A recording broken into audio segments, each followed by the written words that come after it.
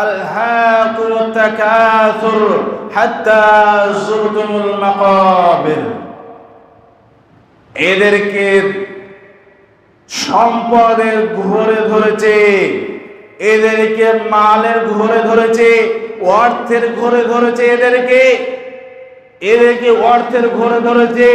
এরা ভাবছে আমার 2খানা গাড়ি আছে, আমার বাড়ি আছে, আমার চাকরি আছে, আমার টাকা আছে, আমি কেন মেনে চলবো? আল্লাহ তাআলা বলছেন তুমি তাদেরকে বলে দাও যে তোমার এই মাল তোমার সঙ্গে হবে না। যেই দিন তুমি কবরে যাবে সেই দিন এই মাল তোমার অর্থ তোমাকে শুভ বিদায় জানিয়ে সেইখান থেকে ফিরে চলে আসবে। এই মর্মে হাদিস বর্ণনা করছেন রাসূল সাল্লাল্লাহু আলাইহি ওয়াসাল্লাম বলছেন, ইয়াতবাউল মাইয়িতা সালাসাতুন ওয়া ইয়াবকা ওয়াহিদুন ইয়াতবাউহু।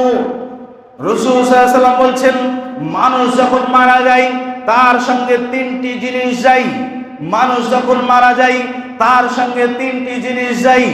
আহলুহু ওয়া মালুহু ওয়া আমালুহু।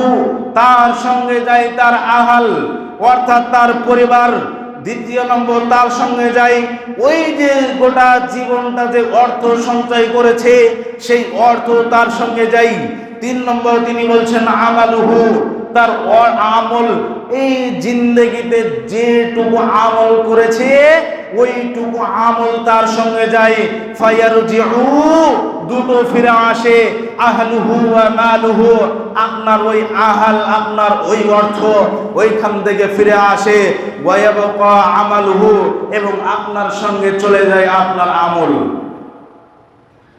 অত্র হাদিস থেকে স্পষ্টভাবে প্রমাণিত হয় আপনি আপনার সন্তানের জন্য, আপনার নাতিদের জন্য আপনি ভবিষ্যৎ তৈরি করছেন।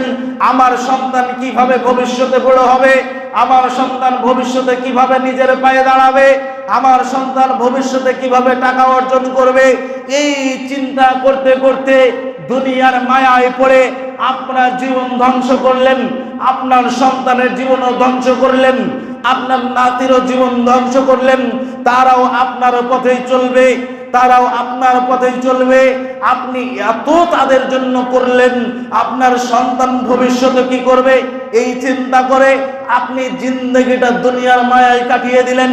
কিন্তু যখন আপনি মৃত্যু আপনার চলে আসলো, আজরাইলের সঙ্গে সাক্ষাৎ হয়ে গেল, তখন কিন্তু আপনার ওই সন্তান, আপনার ওই ছেলে, আপনার ওই পিতা, আপনার ওই নাতি আপনাকে ওইখান থেকে একা রেখে আপনাকে চলে আসবে, আপনার সঙ্গে কেউ যাবে না।